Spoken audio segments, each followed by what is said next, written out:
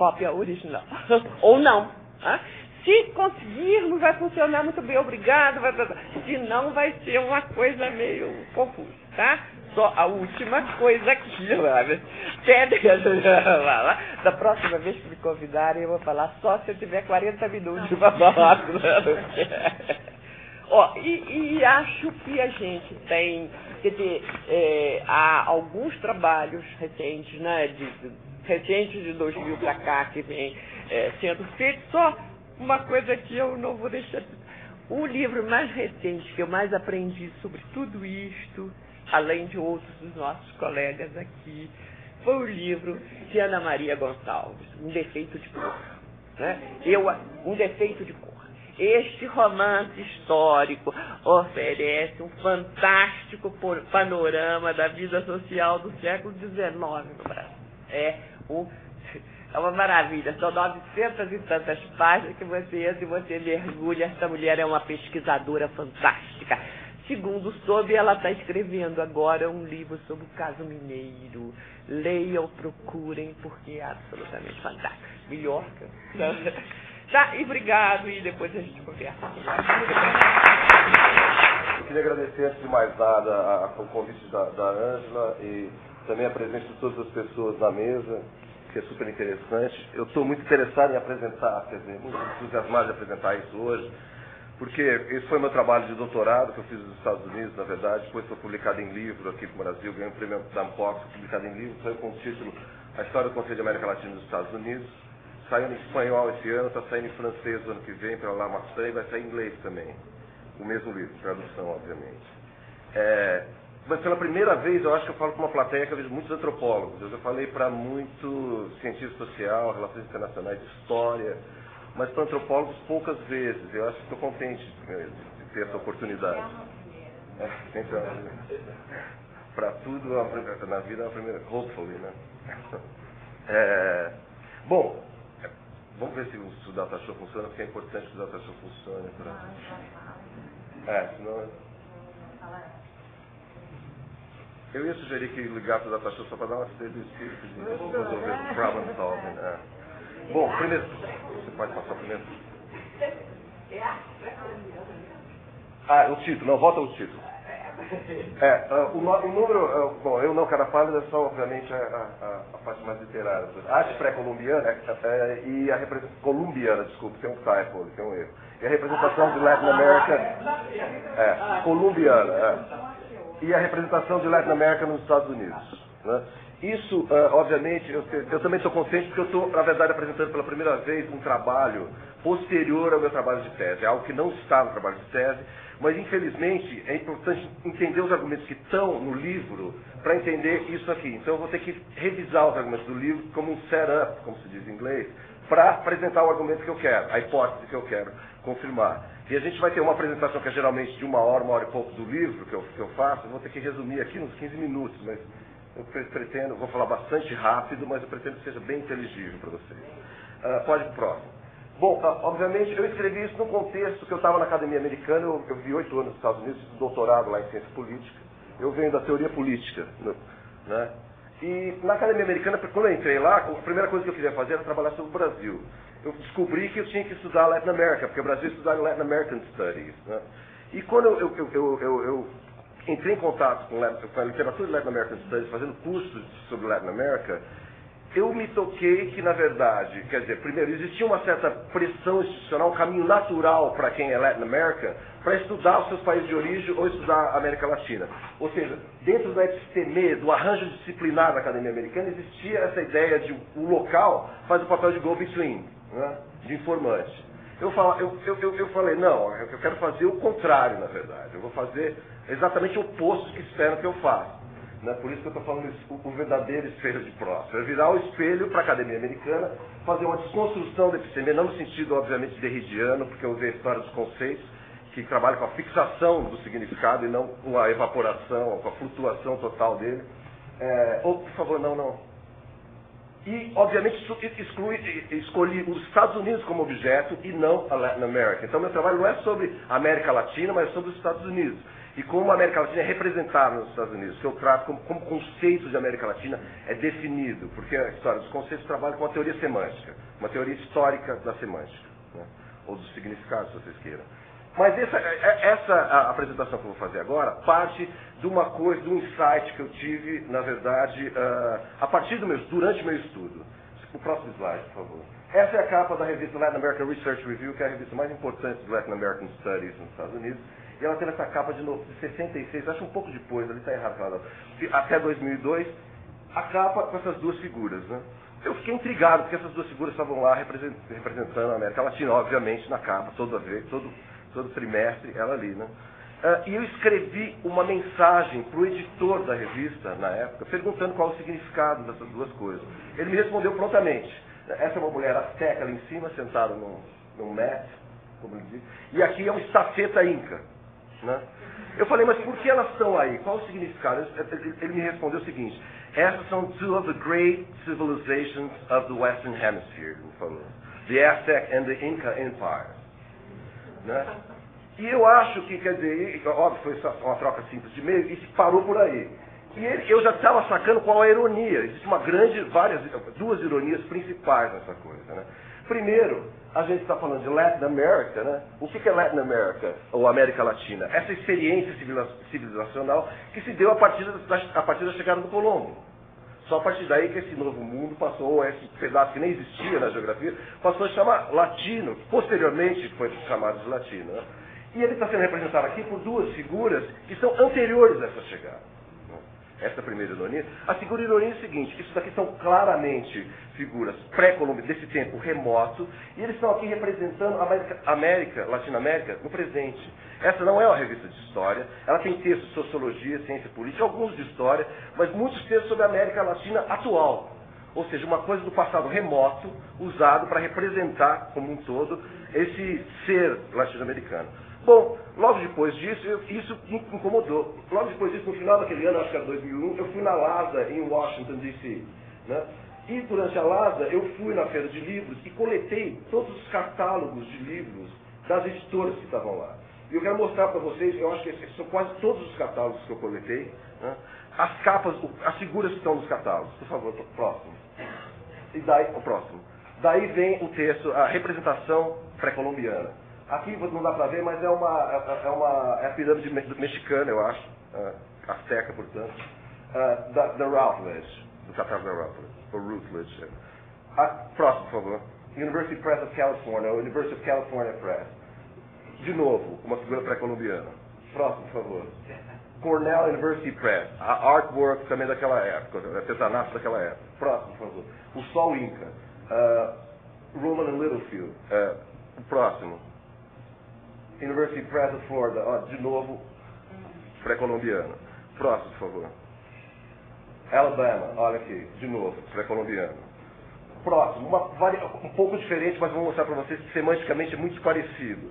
Um índio, né, representando Latin American Studies. Próximo. Uma pessoa índia com roupas tradicionais, carregando coisas da agricultura, representando a América Latina. University of Indiana Press.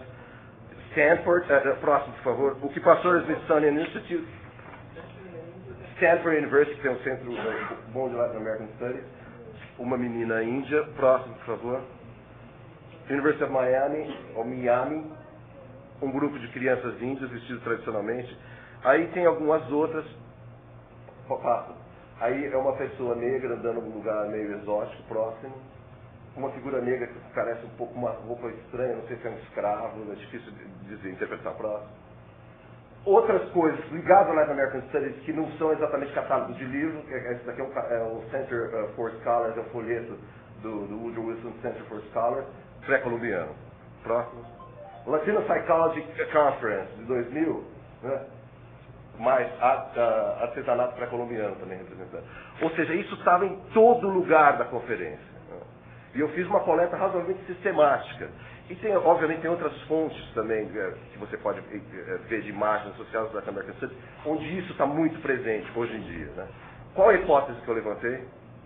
Primeiro, que essa representação opera, essa representação da imagem pré-colombiana, uma síntese poderosa do campo semântico do Conselho de América Latina nos Estados Unidos.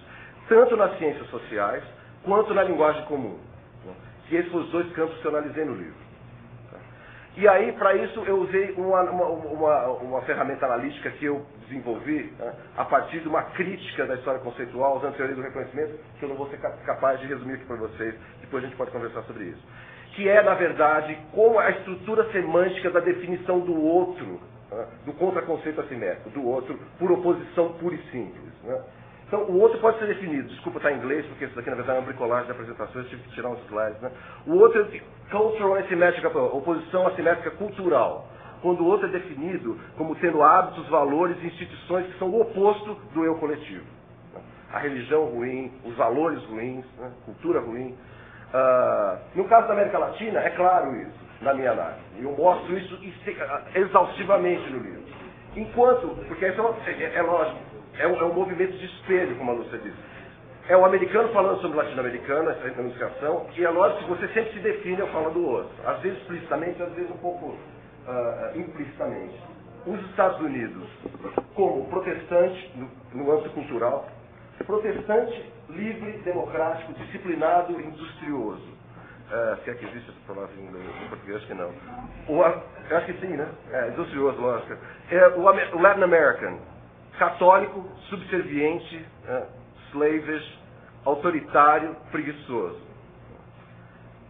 Outro campo semântico que é diferente, que é linearmente diferente, vamos usar um termo da engenharia, linearmente diferente, da matemática, na verdade, desse aqui, próximo, por favor, é o que eu chamei de assimetria, oposição assimétrica temporal. Quando o outro, esse outro coletivo, é definido como estando num tempo diferente do presente do eu, ou do tempo histórico do eu. Ou às vezes por imagens de paralisia histórica, como no orientalismo, o Eduardo Said falou muito sobre isso, como Hegel fala sobre os orientais na filosofia da história, por exemplo.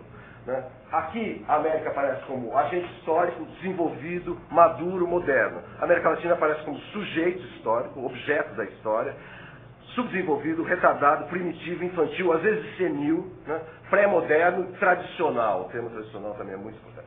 E por fim, a última, para ficar aqui consonante com o tema do nosso painel, o que eu chamo de oposição assimétrica racial, na qual o eu coletivo define o outro como não tendo ou tendo de maneira mal formada as características físicas e psicológicas do eu coletivo. Então aqui a América aparece como branco, teutônico, caucasiano, forte, viril, e a América Latina aparece como não branco, mongrel, que é uma palavra que é sinônima de mestiço com uma conotação bem negativa, mestiçagem gone wrong, vira-lata, exatamente, mestiço, sangue misturado, mixed blood, negro às vezes, índio, ou mesmo Spanish também, como uma referência racial. E teutônico caucasiano oposto ao latino, que também é uma palavra de origem racial, não vou mandar falar sobre isso com você, no século XIX, e fraco, afeminado às vezes. Bom, eu uso várias fontes textuais, mas não só fontes textuais. Aqui, por exemplo, é uma pesquisa de opinião pública feita nos Estados Unidos todo, pelo Office of Public Opinion Research, em 1940, pedindo para as pessoas identificarem os latino-americanos e escolherem adjetivos para eles. 80%, o mais popular de todos foi pele escura. Notem que a questão da posição assimétrica racial, por exemplo, você define o outro não por ser exatamente preto ou índio, por ser não branco. É uma negação do seu céu. Então, pele escura é uma coisa meio blurred, meio um pouco indefinida, que assume, obviamente, pode assumir valores dependendo do contexto, índio, negro, mestiço. E aí outras características, dá uma olhada nas características mais populares da primeira coluna, todas são negativas, com exceção de amigável. Irracível, emotivo, religioso, atrasado, preguiçoso. Como que eu leio das categorias analíticas aqui? Bom, primeiro racial está claro ali. Cultural, por exemplo, você tem religioso, o que pode estar associado com atrasado, mesmo preguiçoso ou ignorante pode ter uma leitura cultural. Obviamente, temporal, atrasado, é claro. Religioso também na concepção americana anticatólica, tradicionalmente protestante, nessa oposição, o católico também é atrasado, tem uma concepção temporal nessa coisa. Possível interpretação temporal. Lógico que tudo depende do contexto. Tá, tudo bem. Então, dá para... Volta, por favor. E muitas, e repetidas, e impressionando o Oxford English Dictionary, que é o dicionário mais importante da língua inglesa, tem a definição de América Latina, a característica da irracionalidade do latino-americano, eu não vou poder mostrar para vocês aqui, é impressionante, salta à vista. E aqui também a gente tem os campeões de audiência são ligados à questão da irracionalidade, que pode ter uma leitura racial ou cultural, né? Ou seja, irracível, emotivo, religioso, né? Isso são tudo formas de irracionalidade, falta de controle racional da própria ação. Ignorante, preguiçoso, quer dizer, pode até ser uma consequência disso. Bom, aí, depois de fazer uma análise da semântica da América Latina na linguagem comum, usando outras várias fontes, eu me dediquei e foquei nos Latin American Studies. Por quê? Porque os Latin American Studies, de alguma maneira, era o meu objeto mais interessante. Eu posso até explicar por que tem uma questão das ciências sociais, da neutralidade de valor nas ciências sociais, mas próximo. Então, eu fiz um panorama dos Latin American Studies, como eles evoluíram e como eles trataram a América Latina nesses textos. Então, a gente vê o Martin Lipset, Teoria da Modernização, década de 60.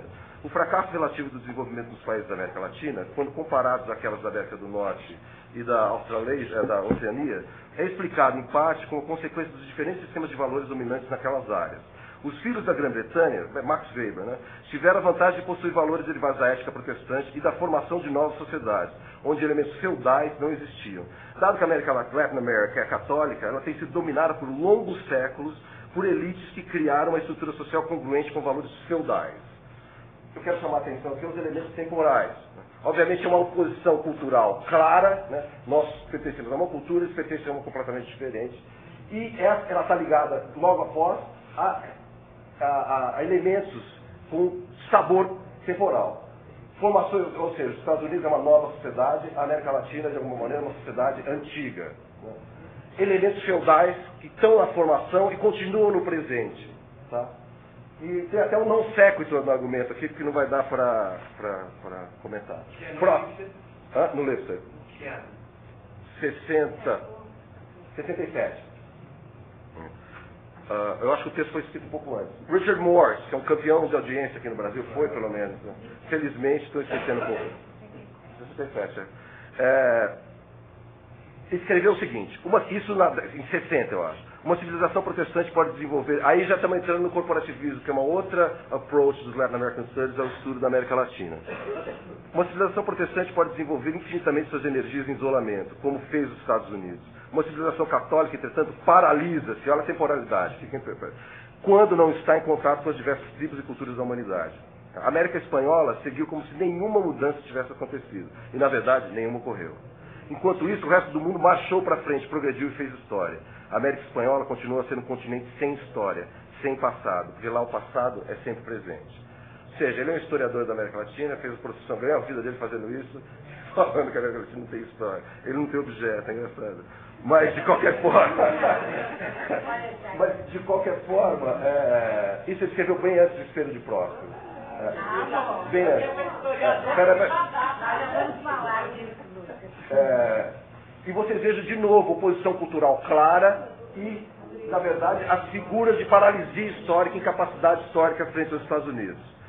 Por fim, eu quero trazer, agora, saindo do corporativismo, vindo para uma literatura bem atual, que são dos livros-textos, que é o meu último capítulo, é a análise dos livros-textos de introdução ao estudo da América Latina nas universidades americanas. Fiz um trabalho bibliométrico para levantar os mais populares, blá, blá, blá. Eu quero só trazer um excerto dos vários que eu analiso, por favor. Alright. Vai, próximo. Esse Paul Goodwin, que está na quinta edição, em 92 ele estava na quinta edição. Eu quero ler para vocês o que tem. Estreitamente relacionado a aparências é o machismo. O comportamento macho, falando da América Latina, o comportamento macho, em muitos aspectos, é adotado devido à convenção social, é esperado dos homens. O machismo é também um desses traços culturais que atravessam divisões de classe, porque o macho é admirado a despeito de sua posição social. Então, está em todas as classes. A cientista política americana Evelyn Stevens constatou que o marianismo, a contrapartida feminina do machismo, permeia todos os estratos da sociedade americana.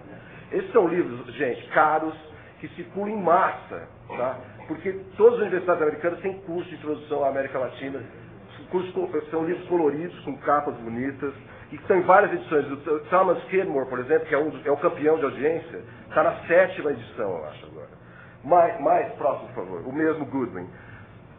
Porque em seu ambiente urbano, os Latin Americans estão em contato estreito com muitas pessoas, aparências são importantes para eles. Existe uma constante busca de prestígio, dignidade, status e honra. As pessoas estão sempre tentando impressionar umas às outras com seu valor público. Portanto, não é inusitado ver um operário ir para o trabalho vestindo um terno com a pasta na mão. Não é incomum ver florestas de antenas de televisão em favelas, embora muitas não estejam conectadas a coisa alguma. A irracionalidade...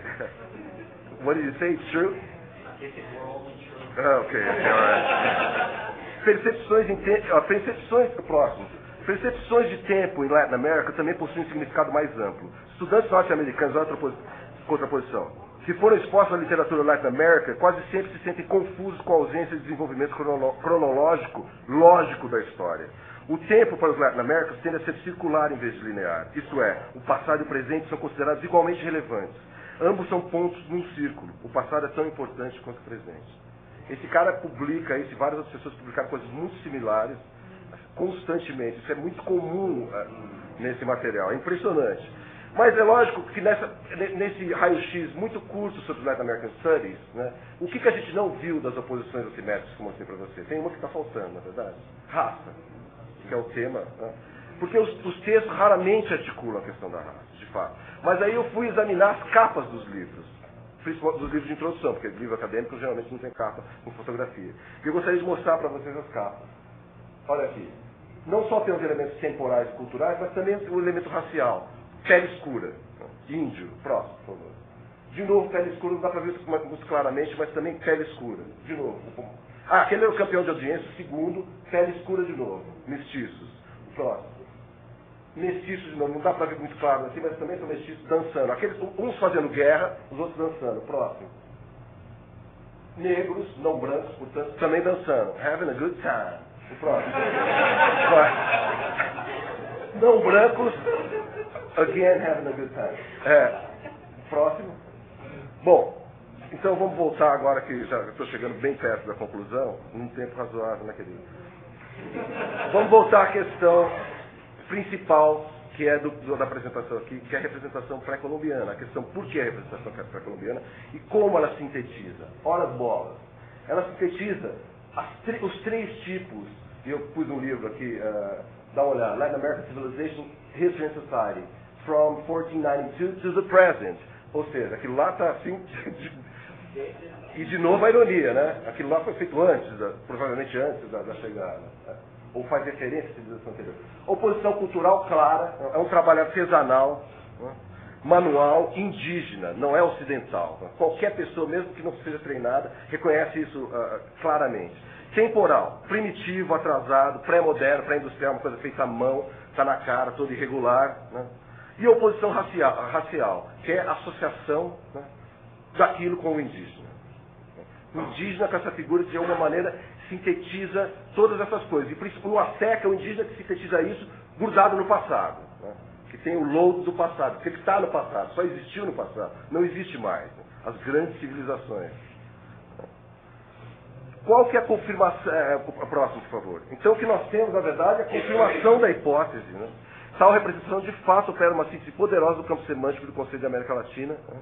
Da maneira como ocorre nas ciências sociais e na linguagem comum, porque ele também contém o elemento racial, que é raro nos textos de ciências sociais, mas aparece tanto na iconografia das ciências sociais, como também na linguagem comum. Né? Mas tem uma segunda hipótese que eu quero apresentar, que obviamente ela é uma hipótese a se comprovar, mas que é um insight, que eu acho que, por que isso se tornou tão presente ultimamente? Porque eu acho que essa é a maneira politicamente correta de expressar, não de se referir à América Latina, sem às vezes saber que expressa os mesmos conteúdos pejorativos feitos pela tradição, pela semântica do conceito, dos quais eu estive falando até agora. Né? Por que politicamente correta? Porque ela faz uma defesa do subalterno. A América Latina não é o índio, é a figura que foi reprimida e vilipendiada por esses séculos de civilização, conquista, colonização hispânica, ou espanhola e portuguesa. Né? Mas, na verdade, o que ela faz é, de novo, como os outros discursos anteriores faziam, é uma, por oposição pura e simples, como a legenda negra já fazia antes dos Estados Unidos existir, uma condenação veemente da experiência civilizacional, né, latina, ou hispânica e latina, e, ao mesmo tempo, obviamente, uma glorificação, né, em comparação, da experiência americana, ou anglo-americana, de colonização. Né. E ela faz isso dessa maneira politicamente correta, dando voz, supostamente, ao subalterno. Obviamente que esse subalterno está morto, enterrado, né, ou seja, ele representa a América Latina dessa maneira distorcida, mas as pessoas, de alguma maneira, acham isso, hoje em dia, a maneira mais correta, talvez, de representar a América Latina. Ainda mais do que aquelas figuras humanas que vocês viram nas capas dos livros.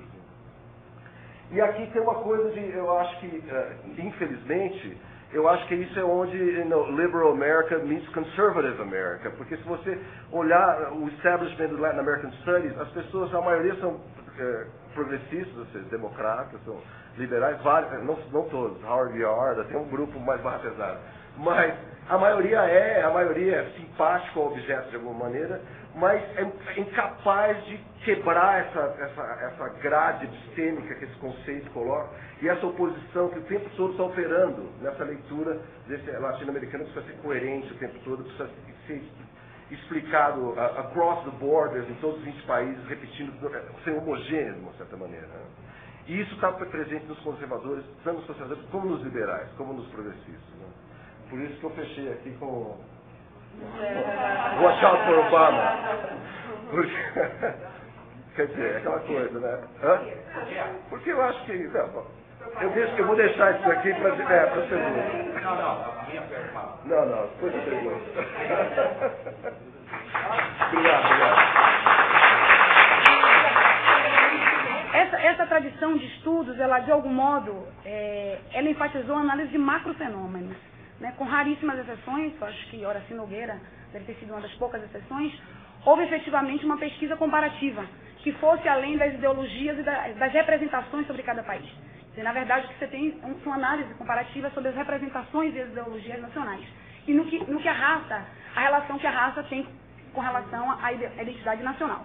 E as relações raciais entre negros e brancos nos dois países. Não. Já pode retirar. Chega não? Desculpe. Desconte meu tempo. Então, a minha formada, então, nesse contexto comparativo, uma questão que me chamava bastante atenção e um desejo, na verdade, de muitos anos atrás, era poder efetivamente quebrar esse caminho, nesse percurso, que era fundamentalmente dado por americanos, inicialmente americanos brancos, posteriormente, a partir dos anos 80, 90, e mais a partir dos anos 90, afro-americanos, mas sempre uma vinda de lá para cá. Então, efetivamente, eu trabalhei inicialmente com a classe média, aqueles que já me conhecem foram colegas de doutorado, tem vários aqui, sabem que eu venho trabalhando o tema da classe média já há algum tempo, mas efetivamente pude fazer uma pesquisa empírica nos Estados Unidos em 2006. Então, eu já tinha trabalhado com a comparação do ponto de vista bibliográfico, mas efetivamente pude pensar a relação com os Estados Unidos a partir de 2006. Antes de entrar, digamos assim, mais nos meandros da minha pesquisa, há um consenso, e Lúcia Lippe já mencionou algumas questões, mas há um consenso, digamos assim, há uma periodicidade no estudo das relações raciais, todas elas têm os Estados Unidos como um país onde se compara. Essa comparação, muitas vezes, não é dada ao leitor, por exemplo, o direito dele estabelecer também as comparações, a comparação é na interpretação que o autor faz dos textos. Lembro, por exemplo, do próprio papel do mestiço na sociedade brasileira quando comparada à sociedade americana. Depois eu vou detalhar um pouquinho mais isso. Mas há uma periodicidade no estudo das relações raciais cuja comparação dos Estados Unidos permanece, mas ela vai modificando. Então, há um consenso mais ou menos que é o período dos anos 30, a pesquisa de Pearson, os anos 50, que é aí o projeto Unesco, que a Lúcia Lippe já mencionou, e o final dos anos 70, que seria um outro marco estabelecido fundamentalmente, e o Unesco tem os trabalhos de Florestan Fernandes, importantes trabalhos, onde, digamos, a comparação já vai sendo, ou a visualização do preconceito de classe, de raça, em detrimento do preconceito de cor, já vai sendo denunciado, mas efetivamente uma denúncia mais consciente ou mais contundente em relação ao racismo vai aparecer no trabalho de Carlos Rasenbaum, na análise dos dados quantitativos, que mostram a desigualdade de acesso à escolaridade e renda entre negros e brancos. Isso configura, digamos, um momento. E essa periodicidade, então,